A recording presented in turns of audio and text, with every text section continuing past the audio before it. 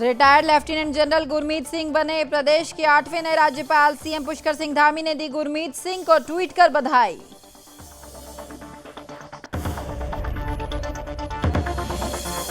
मुख्यमंत्री धामी ने भारत रत्न पंडित गोविंद बल्लभ पंत को दी श्रद्धांजलि। उनके चरित्र पर पुष्प अर्पित कर उन्हें नम आंखों से किया याद। पंत जयंती के अवसर पर प्रदेश भर में कार्यक्रम का किया जा रहा है आंदोलन। मुख्यमंत्री पुष्कर सिंह धामी अपने दौरे पर रुड़की पहुंचे, जहां उन्होंने सिद्धि बली हनुमान मंदिर में पहुंचकर पूजा अर्चना की और देश और प्रदेश वासियों के सुख समृद्धि की कामना भी की।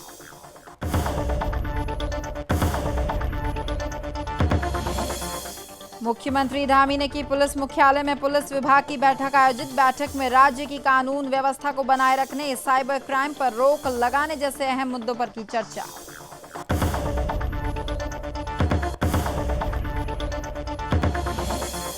और 11 सितंबर को देहरादून में राष्ट्रीय लोक अदालत का होगा आयोजन। अदालत में सुलह समझौते के आधार पर मुकदमे को होगा निस्तारण। आम जनता की सुनवाई पर तुरंत होगा एक्शन। रहे हैं सुदर्शन न्यूज। नमस्कार, उत्तराखंड विशेष देख रहे हैं आप और मैं हूं आपके साथ स्मारिका ठाकरे। इस वक्त की सबसे बड़ी खबर का रुख करेंगे। आपको बता दें कि उत्तराखंड में नए राज्यपाल बनाए गए हैं। जी, आपको बता दें कि गुरमीत सिंह जो हैं वो नए राज्यपाल के तौर पर नियुक्त किए गए हैं। 8वें राज्यपाल के तौर पर गुरमीत सिंह ने राज्यपाल की पद की शपथ ली है। सीएम पुष्कर सिंह धामी ने गुरमीत सिंह को ट्वीट करके इसकी बधाई दी है। इस वक्त की बड़ी खबर आपको बता दें कि गुरमीत सिंह बनाए गए हैं उत्तराखंड के नए राज्यपाल। 8वें राज्यपाल होंगे वो उत्तराखंड के। सीएम पुष्कर सिंह धामी ने गुरमीत सिंह को इस पर बधाई दी है। Retired lieutenant general Gurmeet Singh बने नए राज्यपाल। इस वक्त की बड़ी खबर आपको बता दें, सीएम पुष्कर सिंह धामी ने ट्वीट करके गुरमीत सिंह को इस पर बधाई दी है।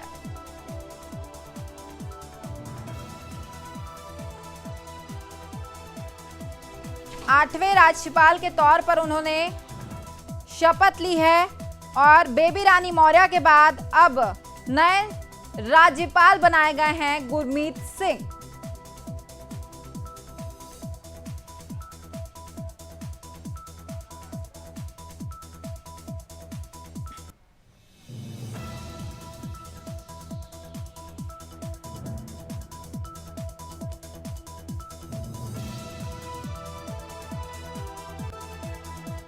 बढ़ेंगे आगे। प्रदेश के मुख्यमंत्री पुष्कर सिंह धामी ने भारत रत्न पंडित गोविंद बल्लभ पंत जी की जयंती के अवसर पर उन्हें श्रद्धांजलि अर्पित की और साथ ही उन्हें चित्र पर पुष्प अर्पित कर उन्हें नम आंखों से याद भी किया। आपको बता दें कि पंत जयंती के अवसर पर प्रदेश भर में कार्यक्रम का आयोजन किया जाता है, जहां लोग उनके बताए हुए रास्ते पर चलने का जो संकल्प है वो लेते हैं।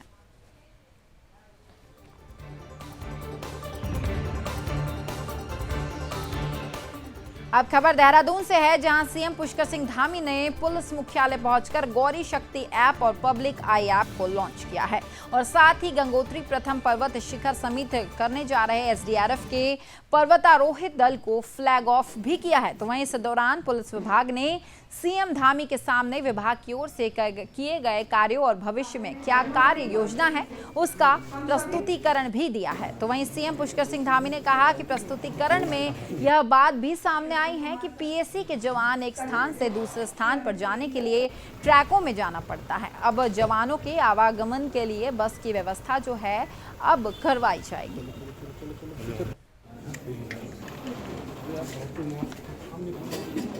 हमारी पुलिस और ज़्यादा अच्छा काम करे और जवाबदेही से काम करे। इसके साथ साथ हमारे जो पुलिस के कार्मिक हैं, पुलिस के जवान हैं, उनकी कुछ नई जो बैरिक बननी है, नए थाने बनने हैं और अपराध से संबंधित चीज़ों पर जो साइबर के काम होने हैं, उन सभी पर चर्चा हुई है। इसके साथ साथ ये प्रेजेंटेशन में बात आई थी कि हमारे जो पीएसी के जवान हैं, एक स्थान से दूसरे स्थान को जाने के लिए उनको ट्रकों में बैठकर जाना पड़ता है। हमने आज उसमें तय किया है कि आगे से उनके लिए बसों की व्यवस्था की जाएगी। साथ ही साथ जो अपराधी पकड़े जाते हैं उनका इनाम थोड़ा।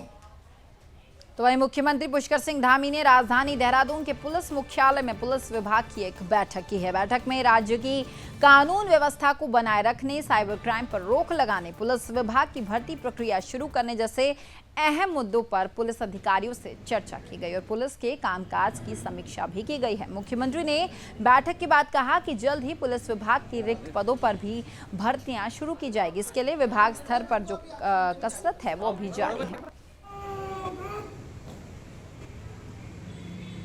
अभी इस सितंबर माह के अंत तक जो पुलिस विभाग में भर्तियां जो रिक्त हैं उन पर भर्ती की प्रक्रिया प्रारंभ। मुख्यमंत्री पुष्कर सिंह धामी अपने दौरे पर अब रुड़की पहुंचे हैं, जहां उन्होंने सिद्धबली हनुमान मंदिर में पूजा अर्चना की है और देश और प्रदेश वासियों के सुख और समृद्धि की कामना की। इस अवसर पर मुख्यमंत्री ने पंचम सिद्धबली गणपति महोत्सव कार्यक्रम में हिस्सा भी लिया है।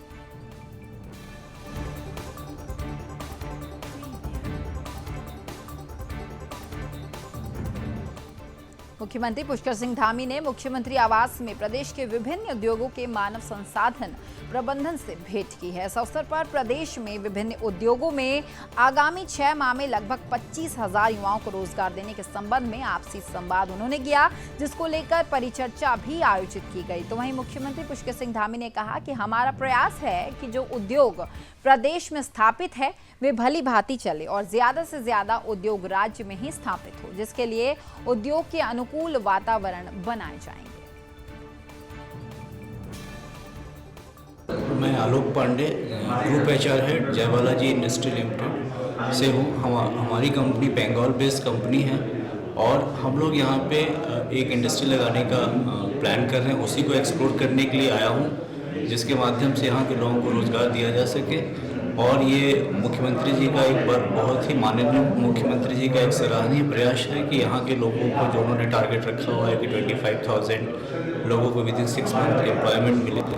मैं Altaf Hussain, HR head ITC limited Haridwar, 3 division है, food division, personal care division and packaging printing division Haridwar. आज जो माननीय मुख्यमंत्री जी ने सारे HR हेड्स को पूरे उत्तराखंड के यहाँ पे बुलाया है, बेहद खुशी की बात है। खुद HR फैमिली से होने के नाते आज रोज़गार को बढ़ाने के लिए उन्होंने जो ये कदम उठाया है बड़ा सराहनीय है और पूरे उत्तराखंड के इंडस्ट्री के सारे HR हेड जो आज यहाँ मिले हैं सब ने ये पूरे।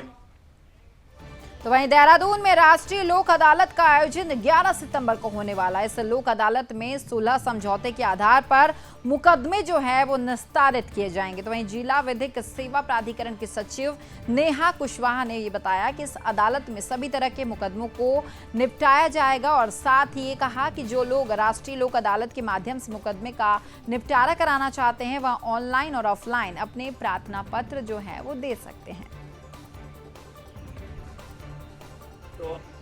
जिनमें राष्ट्रीय विधिक सेवा प्राधिकरण है, जिसके हमारे पैटर्न माननीय हमारे भारत के मुख्य न्यायाधीश होते हैं और उसके कार्यकारी अध्यक्ष हमारे भारत के जो वरिष्ठ न्यायाधीश हैं वो होते हैं। उनके दिशा निर्देशों में और हमारे राज्य प्राधिकरण, जिसके हमारे पैटर्न जो हैं हमारे राज्य के मुख्य न्यायाधीश होते हैं और जिसके कार्यकारी अध्यक्ष हमारे राज्य के वरिष्ठ न्यायमूर्ति श्री मनोज कुमार तिवारी जी हैं, उनके दिशा निर्देशों में पूरे राज्य में ये राष्ट्रीय लोक अदालत का आयोजन।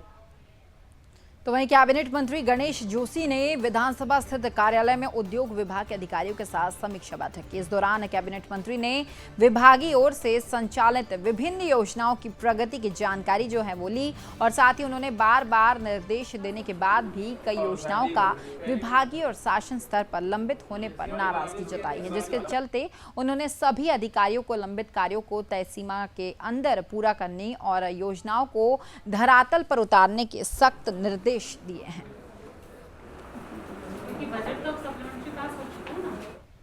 देश जहां आज आजादी के अमृत महोत्सव और चौरी चौरा शताब्दी महोत्सव की श्रृंखला को मना रहा है, तो वहीं प्रख्यात स्वतंत्रता संग्राम सेनानी और यूपी के प्रथम मुख्यमंत्री भारत रत्न से सम्मानित पंडित गोविंद बल्लभ पंत की 34वीं जयंती को धूमधाम से मनाया जा रहा है, जिसको लेकर हल्द्वानी के पंत पार्क में एक समारोह का आयोजन किया गया है, जिसमें नगर निगम के महापौर और स्थानीय जनप्रतिनिधियों समेत सामाजिक संगठन के लोगों ने माल्यार्पण कर पंडित गोविंद बल्लभ पंत को श्रद्धांजलि अर्पित की है। गौरतलब है कि पंडित गोविंद बल्लभ पंत की ओर से किए गए विकास कार्यों को लोग आज भी लगातार याद करते हैं।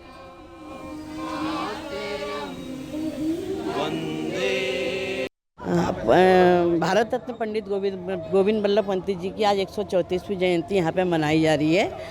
मैं इससे पहले आगे की बात करूँ, मैं पहले आप सबको बधाई देना चाहती हूँ, क्योंकि पंजी हमारे पहाड़ की एकमात्र ऐसी विभूति थी जिन पे हमको गर्व है।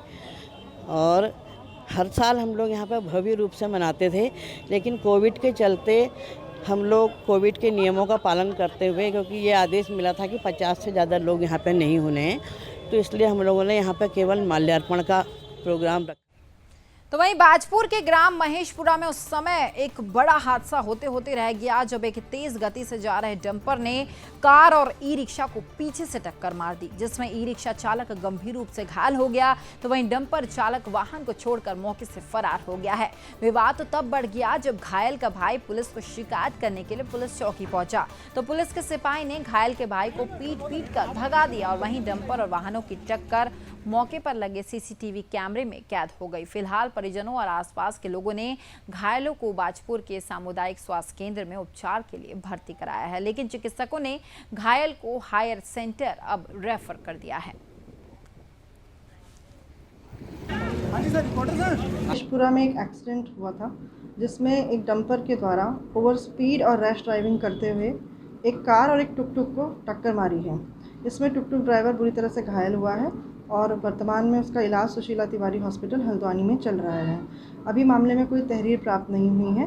सीसीटीवी फुटेज को हमने कब्जे में ले लिया है और जैसे ही तहरीर प्राप्त होती है इसमें हम आवश्यक कार्रवाई करेंगे और इसमें फिलहाल डंपर को हमने सीज किया।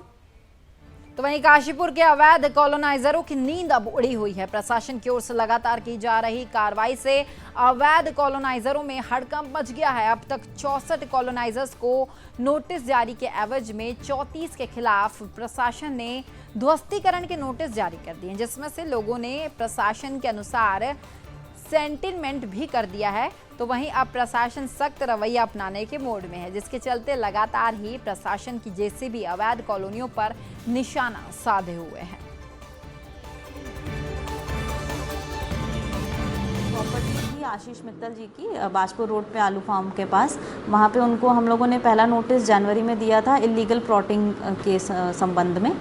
उसके बाद उनको लगातार नोटिस जारी किए गए, मगर उनके द्वारा कार्यालय में आकर कोई भी अपना उपस्थिति ना देकर और कोई भी अपना स्पष्टीकरण ना दिए जाने के संबंध में कुछ भी नहीं अवगत कराया गया, जिसको लेकर ध्वस्तीकरण का आदेश भी पारित कर दिया गया था। 30 दिन का उनको पूरा टोटल टाइम दिया गया। उसके बाद भी आके उन्होंने ओटीएस जो हमारी स्कीम चल रही है उसका लाभ नहीं उठाया। रुकेंगे एक छोटे से ब्रेक के लिए, देखते रहिए सुदर्शन न्यूज।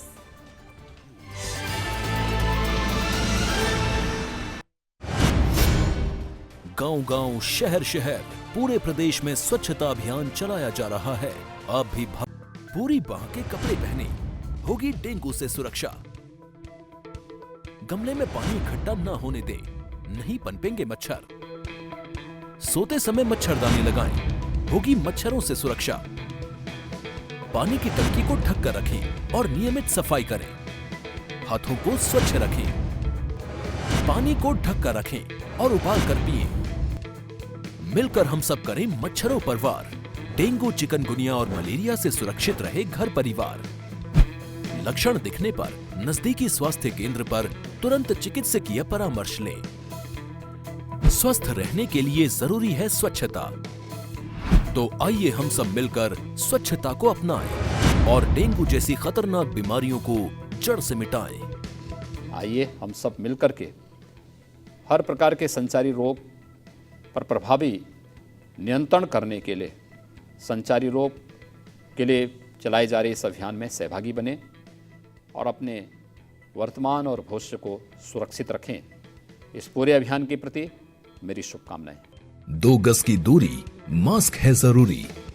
अंबर गोल्ड TMT बार में है परफेक्ट रिप पैटर्न जो दे कंक्रीट के साथ हाई बॉन्डिंग स्ट्रेंथ। ये सच है और सच को प्रमोट करना अच्छा लगता है। अंबर गोल्ड TMT बार। सब कुछ आजमाया और तब मैंने माना कि सिर्फ सच्ची सहेली ही है महिलाओं के उन मुश्किल दिनों की हर समस्या, जैसे कठिन दर्द, अनियमितता, खून की कमी, थकान व कमजोरी जैसी सभी प्रॉब्लम्स के लिए नंबर 1 औषधि एवं टॉनिक। 10 सितंबर को गणेश चतुर्थी है। इस दिन भगवान श्री गणेश हमारे घर पधारते हैं। इस साल हम सभी दिल्ली वासी मिलकर एक साथ गणेश चतुर्थी मनाएंगे। गणेश चतुर्थी के शुभ अवसर पर शाम 7 बजे से दिल्ली सरकार पूजन और आरती का भव्य आयोजन कर रही है। भगवान श्री गणेश जी के पूजन कार्यक्रम में अपने सभी मंत्रियों के साथ माननीय मुख्यमंत्री अरविंद केजरीवाल जी भी शामिल होंगे। पूजन कार्यक्रम का टीवी चैनल्स पर भी लाइव टेलीकास्ट होगा ताकि आप सभी अपने परिवार के साथ इस पूजन का हिस्सा बन सकें। इस बार हम सब मिलकर भगवान श्री गणेश जी की पूजा अर्चना करेंगे। विघ्नहर्ता भगवान गणपति हम सभी को अपना आशीर्वाद देंगे और सबकी मनोकामनाएं पूरी करेंगे।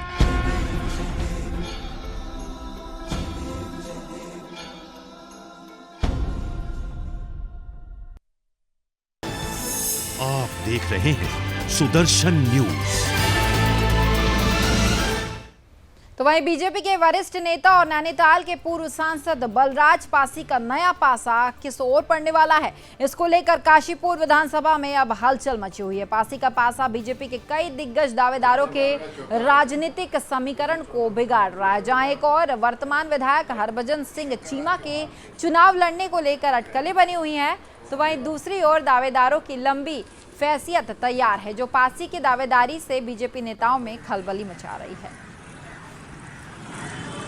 जैसे पार्लियामेंट में नहीं, मैं पार्टी का कार्यकर्ता हूं और मेरी जिम्मेवारी है कि मैं घूमता फिरूं, लोगों के बीच में काम करूं, चाहे वो काशीपुर हो, चाहे वो हल्द्वानी हो, चाहे वो किच्छा हो, रुद्रपुर हो। हाँ, इधर कुछ दिनों से मैं काशीपुर ज़्यादा दिखाई दिया हूँ और पहले मैं जो है हल्द्वानी ज़्यादा दिखाई देता था, उससे पहले किच्छा भी दिखाई देता था, रुद्रपुर भी दिखाई देता था। मैं घर पे कभी भी नहीं रहता हूँ और मैंने कभी पार्टी से कभी कोई टिकट तो मांगा नहीं है कि मुझे ये जो पार्टी निर्णय मेरे हिसाब से करेगी उस निर्णय के साथ। तो वही गणेश चतुर्थी के शुभ अवसर पर सीमांत नगर खटीमा के स्वर्णकार संघ ने बड़ी धूमधाम से रामलीला मैदान में स्थित मंदिर प्रांगण में गणपति पूजा की स्थापना की है। बीते 9 सालों में खटीमा स्वर्णकार संघ बड़ी धूमधाम के साथ गणपति की स्थापना करता रहा है। कोरोना संक्रमण के चलते पिछले 2 सालों तक कार्यक्रम का आयोजन नहीं हो सका था। इस बार भी कोरोना निर्देशों का पालन करते हुए 5 दिन की गणपति की यहाँ पर स्थापना की गई है। अब आने वाली 14 सितंबर तक सुबह शाम पूजा पाठ करने के बाद गणपति विसर्जन अब किया जाएगा। खटीमा नगरवासियों को गणेश चतुर्थी की पावन बेला पर मेरी तरफ से बहुत बहुत शुभकामनाएं। और आज हम हमारे द्वारा सर्राफा खटीमा के द्वारा लगभग पिछले 9 साल से लगातार कार्यक्रम का आयोजन किया जा रहा है, लेकिन पिछले 2 वर्षों से कोविड के कारण थोड़ा सा दिक्कतें हैं। इस वजह से हम सांकेतिक रूप से इस कार्य को कर रहे हैं, क्योंकि अपने साथ साथ बहुत लोगों का ख्याल रखना पड़ता है। तो हम थोड़ा सा प्रशासन की जो एक फाउंडेशन है उसके हिसाब से काम करते हुए आज खटीमा मंदिर प्रांगण में यहाँ बैठकर। तो वहीं कांग्रेस पार्टी के कार्यकर्ताओं की ओर से खटीमा के विभिन्न ग्रामीण क्षेत्रों में मिशन 2022 के मद्देनजर लगातार जनसभाओं का आयोजन किया जा रहा है और साथ ही पार्टी को मजबूत करने का प्रयास भी किया जा रहा है। गौरतलब है कि जैसे जैसे चुनाव नजदीक आ रहे हैं सभी राजनीतिक पार्टियां कमर कसती हुई नजर आ रही है। तो वहीं दूसरी ओर कांग्रेस पार्टी भी 2022 का चुनाव फतह कर उत्तराखंड में हरीश रावत के नेतृत्व में सरकार बनाने का प्रयास लगातार करती हुई नजर आ रही है। इसी क्रम में झनकट और खटीमा के विभिन्न ग्रामीण क्षेत्रों में कांग्रेस पार्टी के पूर्व विधायक गोपाल सिंह राणा अखिल भारतीय कांग्रेस वर्किंग कमेटी के प्रदेश अध्यक्ष ब्रिजमोहन हरि के नेतृत्व में जनसभा का आयोजन कर कांग्रेस पार्टी को मजबूत करने का आह्वान किया गया है।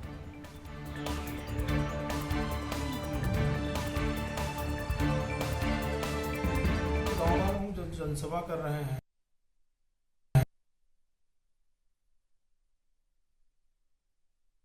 तो वहीं सितारगंज शक्ति फॉर्म विधानसभा सीट से चुनाव लड़ने के लिए उत्तराखंड राज्य आंदोलनकारी फकीर सिंह कन्याल ने अब कमर कस ली है। आंदोलनकारी फकीर सिंह कन्याल ग्रामीण क्षेत्रों में जाकर जनसभाओं के माध्यम से घर घर पहुंचकर लगातार प्रचार प्रसार कर रहे हैं। जनता के बीच पहुंचकर उनका दुख दर्द समझने की कोशिश भी कर रहे हैं। तो वहीं कुछ दिन पहले ही सितारगंज के कल्याणपुर स्थित कॉलोनी में कन्याल ने अपने खर्च से रोड बनाने का वादा किया था। वादे के मुताबिक उन्होंने रोड बनाने का काम प्रारंभ कर दिया था, जिससे कॉलोनी वासियों में अपार खुशी है। रोड बनाने की खुशी में कॉलोनी वासियों ने फकीर सिंह कन्याल का जोरदार स्वागत किया और साथ ही उनका आभार भी व्यक्त किया है। उन लोगों ने कभी भी इन लोगों की समस्या नहीं सुनी। तब मैं इन लोगों से कहा कि जो मेरी हैसियत होगी, मैं आपका भाई हूँ, आपकी तरह आपका दोस्त, आपका साथी, आपका मित्र, आपका बच्चा हूँ। मेरी जो हैसियत होगी उसके हिसाब से मैंने इनको यहाँ पर रोडें डलवा दी है पूरे रोड पे और कीचड़ समाप्त हो गया है।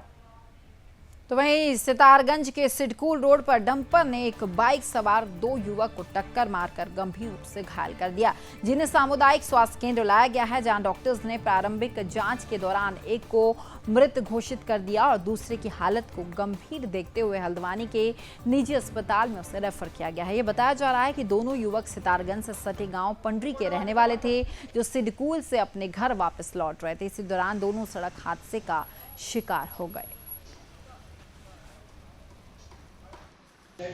बस 2 लोगों को लेके आया गया था एक स्वाड द्वारा, जिसमें से एक की तो मौके पर ही डेथ हो गई थी, उसको यहाँ मृत लाया गया था, और दूसरा काफ़ी घायल था, तो उसको प्राथमिक उपचार देने के बाद सुशीला तिवारी रेफर कर दिया गया है। ये दोनों। तो वहीं टिहरी के चंबा सामुदायिक स्वास्थ्य केंद्र में टिहरी विधायक डॉक्टर धन सिंह नेगी की ओर से विधायक निधि में एक्सरे मशीन उपलब्ध कराई गई है, लेकिन उक्त विभाग की जिद के चलते कई महीने बीतने के बाद भी एक्सरे मशीन चालू नहीं हो पाई है, जिसके चलते अब उस मशीन के आसपास गंदगी इकट्ठा होने लगी है। एक्सरे मशीन का इस्तेमाल नहीं होने से मरीज परेशान हो रहे हैं, क्योंकि मरीजों को एक्सरे करवाने के लिए बाहर भटकना पड़ता है। इस संबंध में हमने मुख्य चिकित्सा अधिकारी से बातचीत की तो उन्होंने कहा कि वहां पर टेक्नीशियन नहीं है, उसके लिए एक पत्र भी लिखा गया है कि उसमें वहाँ टेक्नीशियन नहीं है, तो मैंने स्टेट में टेक्नीशियन के लिए लिखा हुआ है। तो रिक्त पद जितने हैं तो उम्मीद है कि 1-1.5 महीने में सारे रिक्त पद ये हमारे भर जाएंगे। तो जैसे ही वहाँ टेक्नीशियन आ जाएगा तो मशीन ये हमारी चालू हो जाएगी। हाँ, आप ही के द्वारा ये मुझे अवगत कराया गया, तो मैंने वहाँ के MOIC को निर्देश दे दिए हैं। तो जो गंदगी वगैरह या दरवाजा की कुछ शिकायत है कि टाइट है तो वो मैं आज ही उसको ठीक करवा दूंगा, और गंदगी भी आज ही मैंने साफ करने के निर्देश है। तो फिलहाल उत्तराखंड विशेष में इतना है, लेकिन सुदर्शन न्यूज में खबरों का सिलसिला लगातार जारी रहेगा। जय हिंद। सुदर्शन न्यूज।